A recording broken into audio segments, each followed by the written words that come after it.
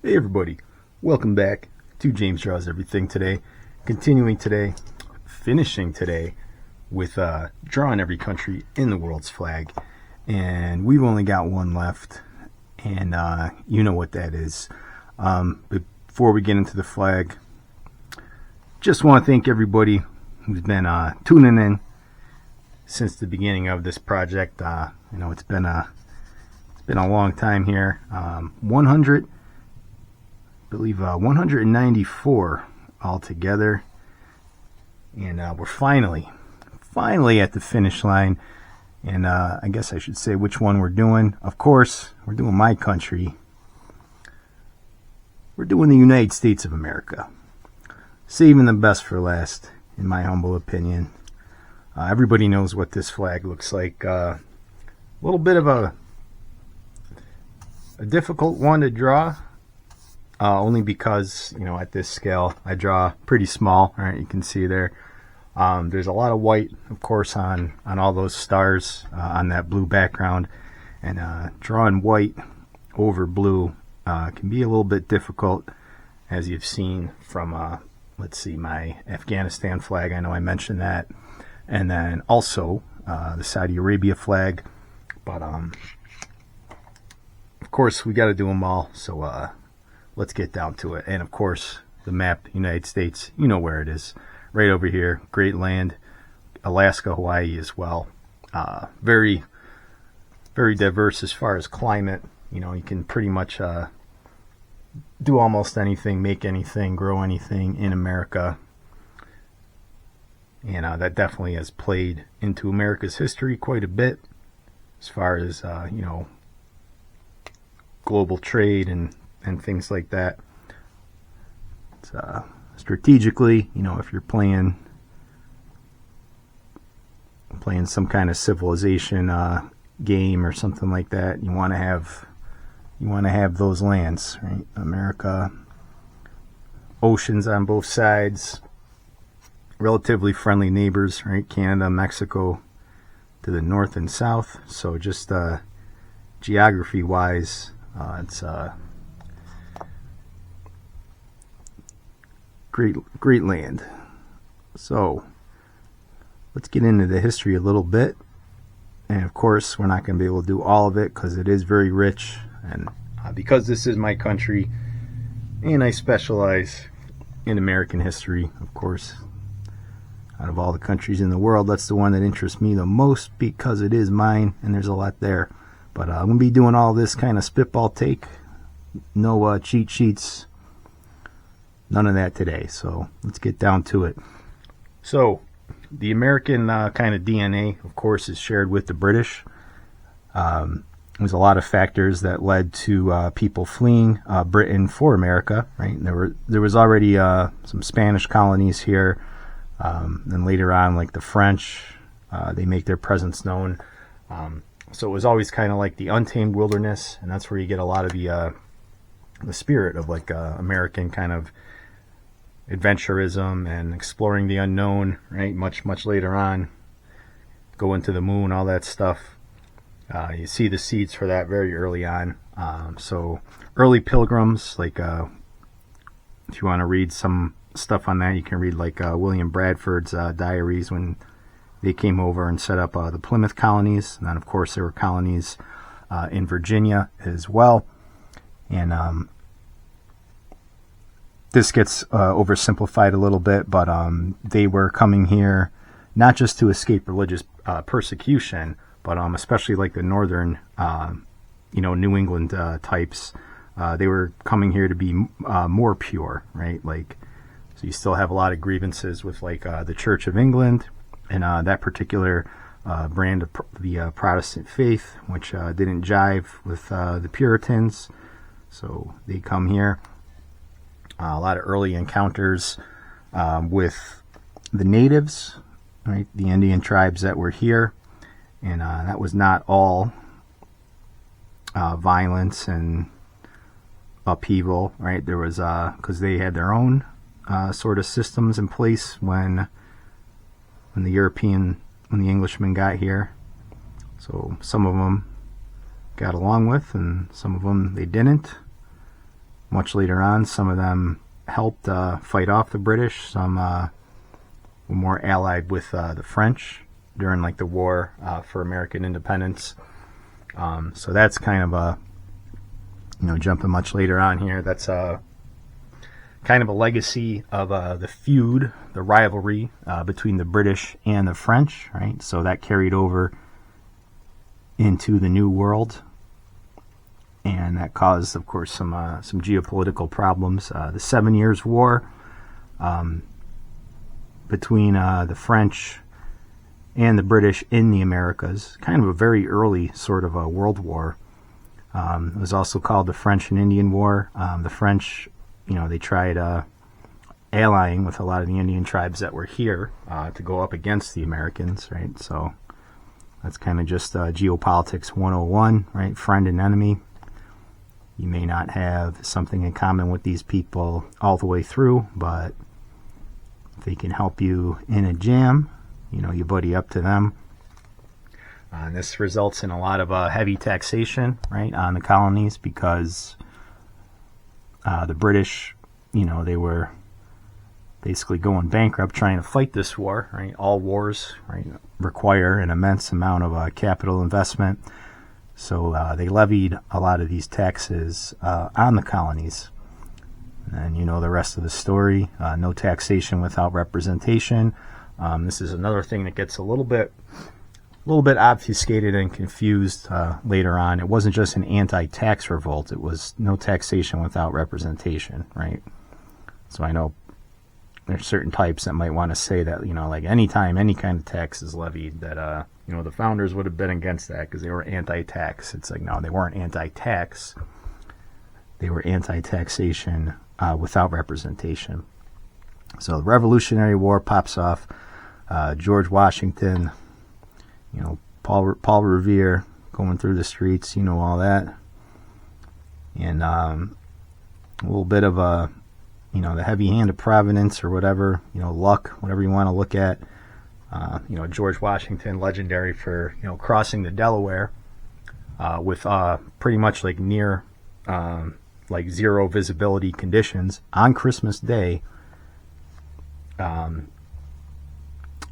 which kind of leads to America sort of winning that war, right? Because they were a huge underdog going into that against the mighty British Empire, the king of the seas. And that basically starts off the young country, right? Of course, skipping over a lot here, but it is Memorial Day too, by the way. So shout out to all those who have served and paid the ultimate price for this great country. So with actually the help of the French, right? The colonies win their independence, and they are recognized as separate states, right? So when we talk about a state today, you think New Hampshire, Virginia, Connecticut, whatever. But no, these were states the same way that France was a state, right? So a state was a country, right? That was just, kind of, that word gets, because we're so used to United States now as part of a country. Now, they were separate states, separate countries, so they form in Articles of Confederation. So it's kind of a loosely knit government of states with, a central authority that oversees some matters. And that lasts for about 10 years. And the Articles, they're kind of criticized for not having a strong enough central government. So those like Alexander Hamilton, and then he was also kind of in George Washington's ear as well, stating that we need to strengthen up the center. We need to make this a nation. We're going to have a king anyway, so might as well let's just get right down to it. The American Revolution was not necessarily anti-monarchy, right? But they did have they went from one strong authority. They didn't want to just trade that for another one. So this is where you see like an anti-central kind of government wing pop up, namely Thomas Jefferson, right? So Thomas Jefferson. So it's kind of Federalists versus Anti-Federalists. The Anti-Federalists were like the Jeffersonian wing that believed much more in the states' rights and not in a very strong central authority.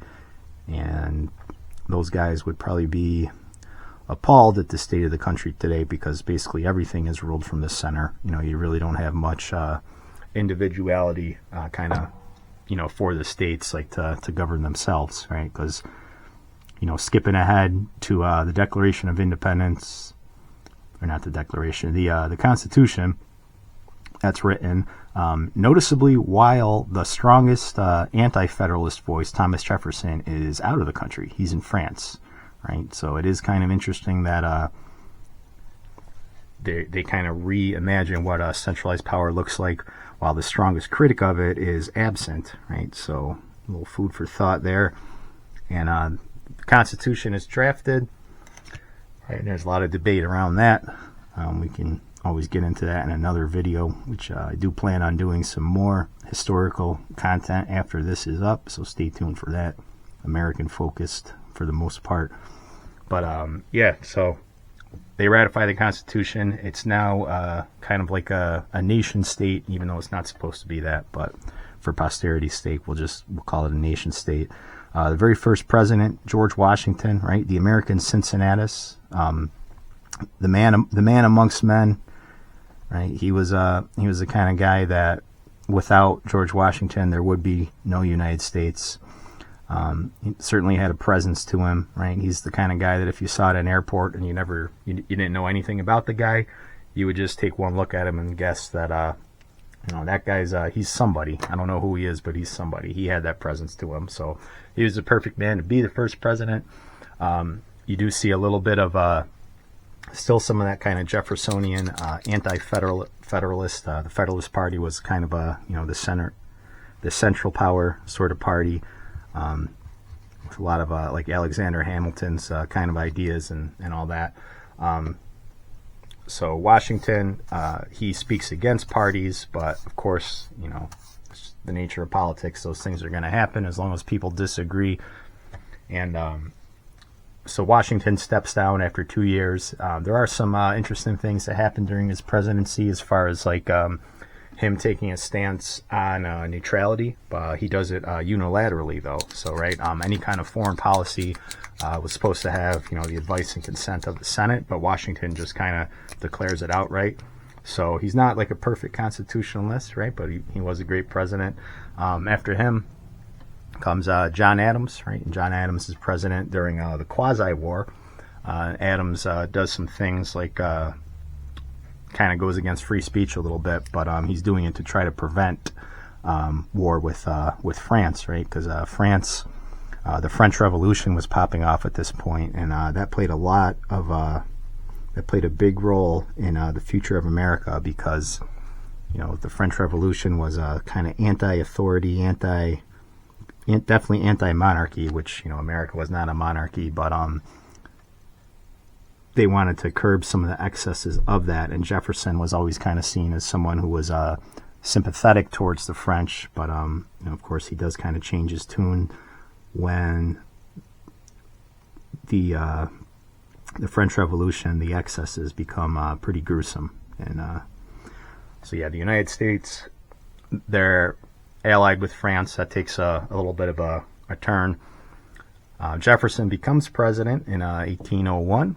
And then this kicks off what is basically known as like the Virginia dynasty. So you have a few presidents in a row: Thomas Jefferson, then James Madison, then James Monroe. They all served 2 terms, and they're all from Virginia. So Virginia produced some of the greatest, political minds in America. And Virginia always kind of had that agrarian sort of tradition. Local government, kind of might kind of seem antiquated today, but like very sort of agricultural based, and you take care of your home before you go and try to solve the rest of the world's problems. Okay, so 1812, during that Virginia dynasty, when Madison is president, you do see kind of round 2 between the Americans and the British. the War of 1812. They burned the White House down. Oh no. And then kicks off the era of good feelings after that, which doesn't mean that everything was hunky-dory, right? There was still disagreements about stuff, but it was more like there weren't any political parties, right? Because the Federalist Party, the party of Washington, more of Hamilton, was so discredited during that war that they kind of fell apart. And then this is where you see the rise of sort of a popular sovereignty, right? So like popular vote, things like that, that never came into play like during the early period of America. But Andrew Jackson, he becomes president after John Quincy Adams, the son of John Adams, and he that's the first time that the popular vote sort of plays into it. Jackson, he abolishes the Bank of the United States, right? He doesn't recharter it, and actually pays off the debt as well. So Jackson, a controversial figure, but he did what he said he was going to do, right? He was a strong, definitely a very strong personality. One of the best presidents in American history, leading into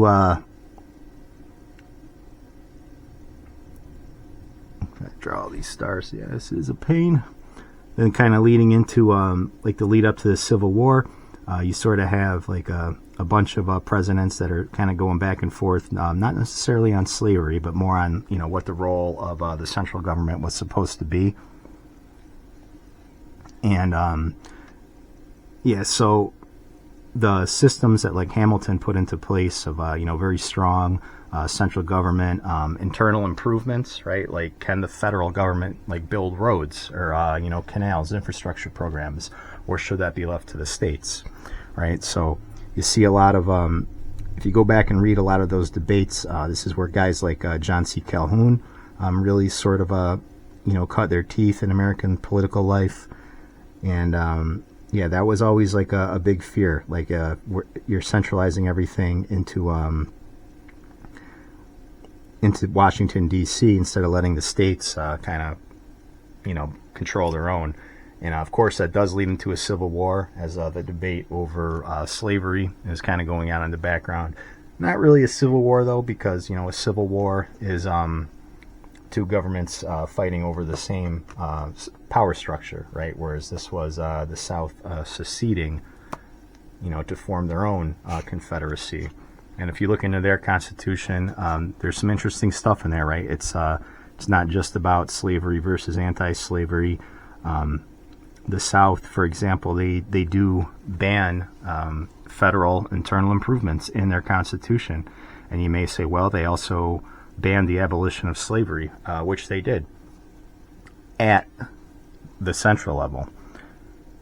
Okay, that's a big talking point that kind of gets left out of the discussion today. But say, for example, Georgia wanted to abolish slavery, they could in the Georgia Constitution. It's just that the Confederate Constitution from the center could not. So much more complicated than just black and white, like they kind of give you now, when talking about the abolitionists and all of that. But the abolitionists as well, this is an interesting time in all of human history because you're getting a massive industrialization. So you're seeing kind of as a result of that, the way that just humans lived life just completely changed in a pretty short period of time, right? We're only talking about like a couple of hundred of years here. So you start seeing a lot of like new sort of radical utopian movements, right? So socialist, early communist movements are popping off in Europe, anarchists, and a lot of American immigration policy is kind of against this at that time, right? So there's sort of strict quotas against letting in too many people from Europe, too many agitators and things like that. So this is kind of where abolitionism comes from. If you read some of these early abolitionist writings, they weren't like, they weren't against like slavery as like some moral good, like they would have been against anything. They could have been temporists, teetotalers, or they could have been for almost any kind of rights for the downtrodden or something. So So you get the rise of guys like John Brown. When he makes his raid on Harper's Ferry, he's an abolitionist, but the first person that dies in his raid was a free black man. So interesting stuff there with the abolitionists, the early utopians, and that always kind of gets left out of the discussion now. So the war kicks off between the states. Of course, the South does lose, and reunifies the country with a much stronger central authority. Abraham Lincoln is president during this period. Lincoln was more of, he wasn't a total abolitionist, right? Those were kind of the extremists in the wing of his party, like the emerging Republican Party. So Lincoln was kind of seen as more of a political leader than like an ideological one, right? He wasn't ideologically anti-slavery. He did try to trim some of the excesses of the more extreme wings of his party, but of course Lincoln is assassinated very early on into his second term. But he did have enough political capital to kind of carry like his ideas over. And Lincoln was a disciple of Henry Clay, who had a lot of those Hamiltonian ideas of very strong central authority, right? Very strong railroad programs that were funded from the federal government, not the states. And you see a lot of corruption during this time because of that. And it's another thing they don't really talk about. So you would get railroads that basically went nowhere, right? So the railroad would go through the congressman who fought for that railroad. It would go through his hometown. And why would it do that? Because he's getting rich off of that. So there's a lot of scandals with like the railroad industry. Republican Party, to this day, still the party of, they'll tell you that, the Republicans and the Democrats switched over time. No, they didn't. There was never a switch. The Democrats definitely became more left and socialist, but Republicans have always been a corporate interest party, and that goes right back to Lincoln, right? And those the American system, right, that Henry Clay envisioned. The strong internal improvements coming from the center. So skipping over much more, the United States becomes a industrial powerhouse in the latter half of the 19th century, which we call the Gilded Age. So they have very strong protectionist policies, tariffs, things like that. This country was basically built on tariffs. I know those are coming up again in the news now. But yeah, that's how the United States became a superpower, because they protected their own interests. But you also get an income tax around this time, kind of going into World War I. But yeah, the country was built off of tariffs. It funded the federal government for 100 years. So what we have now is actually kind of an aberration. It's, not the original sort of American way, but yeah, they don't tell you that. Excuse me. There's a lot in American history that they just don't tell you.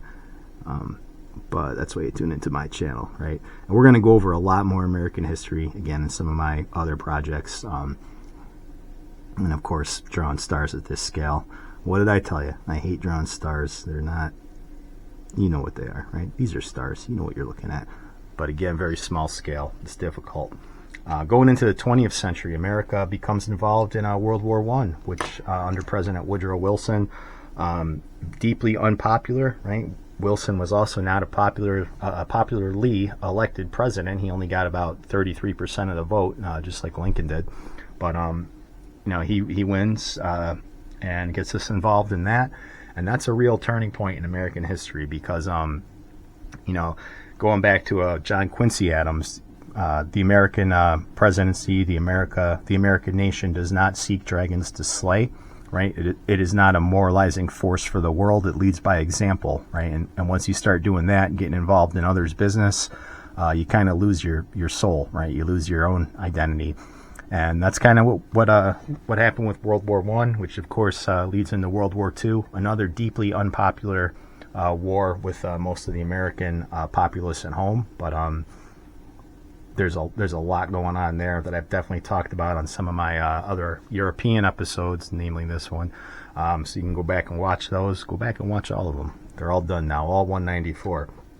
So they get involved in World War II, And America's basically never been the same since, right? Because now they're kind of the global superpower, and we don't fight wars to defend our own country. Now we fight to defend the interests of others, and yeah, so it's changed quite a bit, of course, since 1776. We're a much different country now. Certainly, going into we're still in the early stages of the 21st century. It'll be kind of interesting to see how long this sort of post-World War II order keeps going on for. So, of course, post-World War II, you have a new war, although it almost turns hot a few times, but never officially gets hot, between the United States and the Soviet Union, right? United States and Russia, the Cold War.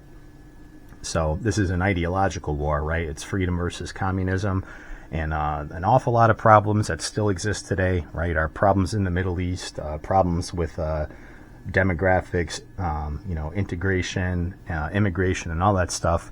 It's kind of a legacy of Cold War politics, right? Because this was again, an ideological war between us and the communists. And then, of course, America definitely becomes communist in a lot of ways. I mean, not full-blown communism, but we definitely do a lot of the same things that we accuse the Soviet Union of doing, and we're kind of stuck with that now, right? So America's still the global superpower, the biggest consumer market in the world, even though kind of going into the 70s and 80s, we open up trade with communist China to kind of triangulate them from the Soviet Union and split them off, because that probably would have been a nightmare if those two countries joined forces. We may have not been able to compete with that. But yeah, that was done. But it's, again, kind of one of those things where you lose your soul, in the meantime, because we don't really make anything here anymore. Jumping all over the place again. A lot of our pharmaceutical products and stuff like that. We saw this during 2020 with all the supply chain interruptions. It's like, why are we not making medicine here? Well, because they can do it cheaper there. Well, that's where the old original American kind of idea of tariffs comes in, right? You're not going to compete with countries that have slave labor, and should you, right? And there's also downstream costs, right? It's not just a matter of getting cheap knickknacks, right? If you don't have anybody to do that here, you don't have any jobs to make that stuff here, then there's other costs involved, right? Like too many idle hands, like those kind of problems, and you're going to be putting a lot more in your social welfare state for people that don't or can't work. So yeah, we have a lot of problems, a lot of interesting stuff that's going to probably be happening in this century. Some of it probably long after I'm dead, but we'll see if America can bounce back. Again, it is still kind of the global superpower. We're seeing attitudes change, right, with the 21st century presidents like Obama, Trump, sort of, opposite sides of the coin now. It's a very divided country. We don't need to get into all of that, but there's a bit of an identity crisis, right? Like, what is this country supposed to be?